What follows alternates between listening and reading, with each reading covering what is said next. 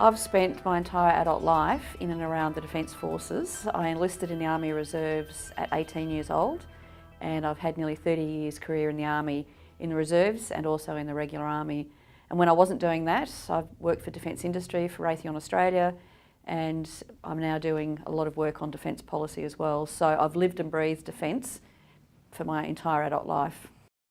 Well, the first one was actually a really cool job. It wasn't in defence per se, but I was actually working out at Tidbinbilla, which is where I developed my passion for space. So I worked directly for NASA and for the Jet Propulsion Laboratory, and I got to learn a lot more about space, and I officially became a space geek then. But I also did strategic planning for the company in terms of defence industry and where the government was going at the time on defence. So I had quite a wide range of experience with them. That was probably my proudest moment in the Army Reserves, is being promoted to Brigadier, and I'm glad to see that there's been many other women now who have also been promoted to 1-star. And in that role I was actually working full-time for the Army as the Army's Adjutant General, so having a look at compliance and assurance to make sure that we can deliver capability. So I learnt a lot from that role as well. I was a commanding officer. Look, again, that was just a great experience, being a commanding officer, working with a wide range of trades, preparing them for operations, and it was just a huge. Anyone who's been a commanding officer know just how tough it is, but how rewarding it is as well. I think at last count I was on 11 or 12 committees, and I chair 3 of them.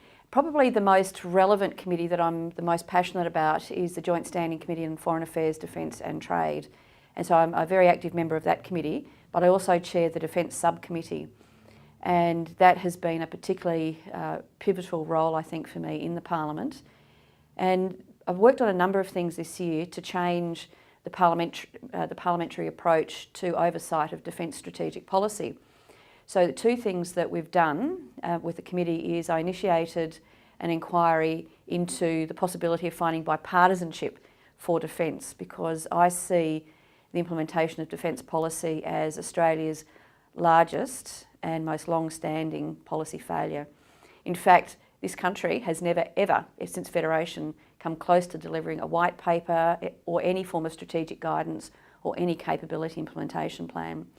There's many reasons for that, but one of the reasons is that while we agree on many things in the defence policy area with Labor, we don't have an agreement on the long-term strategic objectives and capability implementation and the funding envelope to provide certainty that we can deliver these 10, 20, 30-year projects. So we've had a fantastic response to that, and that'll be reporting in the new year on how we can find enough agreement so that we provide that long-term certainty so that we can plan, develop and implement these strategies, but still have it contestable. So what we've been looking at is what are the things we really should be having a look at and contesting. So we're having a look at how those programs are implemented, how are they on track, are they still required, are they actually delivering the best technology that's available at the time. So those are all the sorts of things. So that's the first thing that I'm doing with the Defence Committee. The second thing I'm doing with the Defence Committee is that we have realigned how we do our business. Because one of the interesting things for me is that while Defence report regularly to the Parliament as opposed to executive government, they report to probably about 12 committees on various things. None of their reporting is consistent with, they use different facts and figures, and from year to year they don't use the same facts and figures. And so it's almost impossible for the Parliament to really have effective oversight of defence policy implementation and the activities of the Department of Defence. So we've realigned what we do. We're getting standard metrics and we're using the Defence Annual Report. It might not sound very interesting to many people, but as elected representatives, it is really important that we keep oversight of what Defence is doing and how they're doing it so that we can report back to the Australian people. The committee is one of the things I'm most proud of, and the idea for it started between myself, Deirdre Wilmot and Colin Barnett's staff, and in my office in South Perth.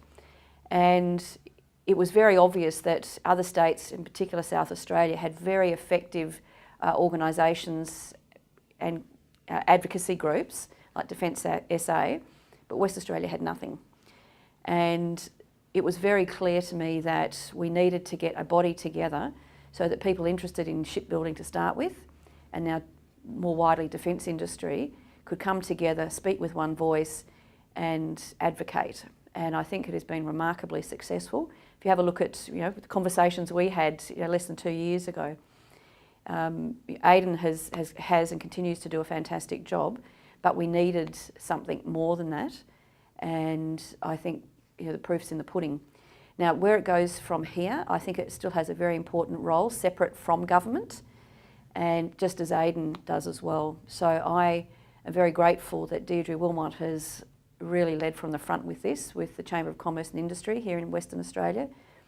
But the committee itself is going through a strategic review to say, look, this is what we've done so far, it's been very effective, but now how do we mature that, and what will it look like in the future? And those are still discussions we're having.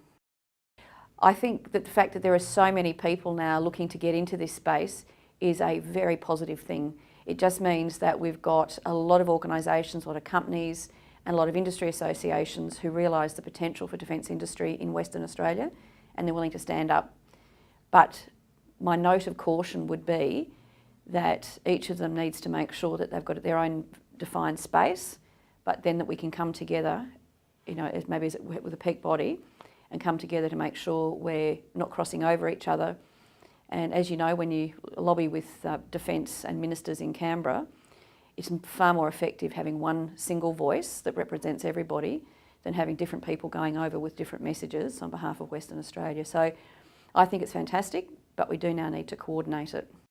I applaud the previous government, the Barnett government, because they did actively participate in this. They did lobby, and they worked very closely with the WA Defence Industry Council. So I've got nothing but praise for them for doing that, because it did help get the ball rolling. In relation to the McGowan Government and the current minister, I think the jury's still out for me. I was terribly disappointed that after the election, they were still beating the political campaigning rhetoric well after the election, which I think didn't do West Australia any good, which I would note is in stark contrast to us working together on the space industry, because as you know, I've led the push now to bring more space industry here in Western Australia, and the McGowan Government with Dave Kelly as Minister has been nothing but engaged, professional and completely bipartisan, which when we went to Canberra had a huge impact, having a bipartisan delegation. So I would hope that sort of over the Christmas break, those last vestiges of political campaign rhetoric go, because the only way we're going to maximise West Australia's potential in the defence industry is if we work together, the state government, the federal government and industry. We've got a powerful message to tell, but we can only do it if we speak together.